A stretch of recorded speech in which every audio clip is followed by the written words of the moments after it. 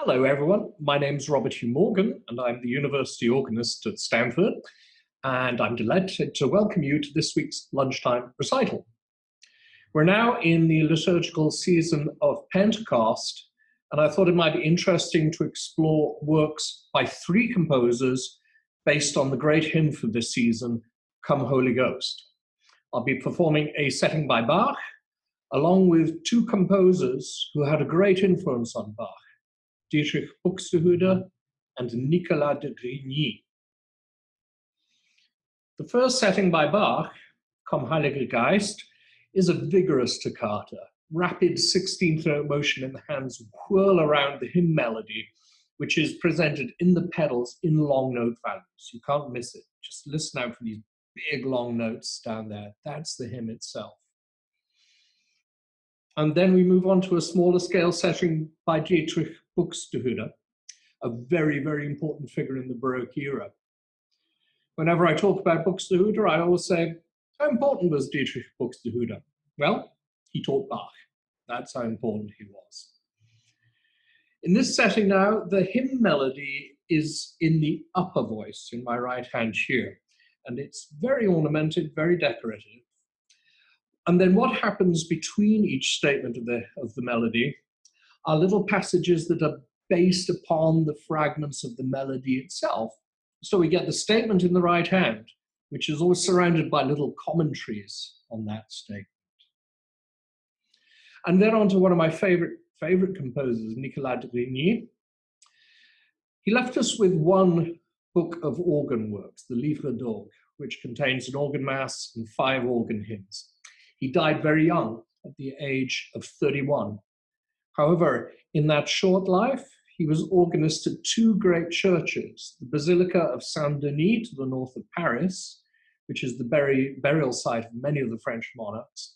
And then he went to the Cathedral of Notre Dame in Reims, right there in the middle of Champagne country, where he lived and worked until his death.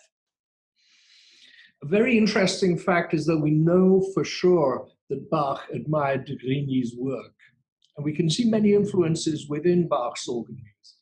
Indeed, Bach copied out all of de Grigny's Livre d'Orgue by hand. So this is absolutely fascinating in that we have a published version of de Grigny's original, and then we also have a version of it in Bach's hand. And then one of Bach's organ students, Johann Walter, also copied it out in hand. So we have basically 3 sources, the published version and 2 manuscript sources, one from Bach, one from one of his students. I'll be playing for you 2 verses from his setting of Veni Creator, Come Holy Ghost. Like the Bach setting, in the first movement, he presents the hymn melody in long note values, but it's in the tenor line, so it's in the middle of everything. It's above what you hear at the bottom, it's below what you hear at the top, right there in the middle. But you can't miss it because, like in the Bach, it's very long note values. And then the piece with which I'll end, the Dialogue sur les grands Jeux, is a majestic setting. But now he treats the hymn melody in a far freer manner. Not as strictly as in any of the pieces we've heard so far in this recital. We're so lucky that on the marvelous organ by Charles Fisk that we have in Memorial Church, the one up in the middle of the rear gallery, we've got sounds that are very, very particular to the French Baroque period, especially the great snarl of the reeds that you'll hear in the dialogue. It's a very, very potent sound indeed. All of what you're hearing in these recitals are performances which were recorded in the church live over the last few years, some of them at Sunday services, some of them at concerts. You might hear background noise. I know there's a baby crying at one point, you'll catch that as well. I do hope that you will enjoy this great music.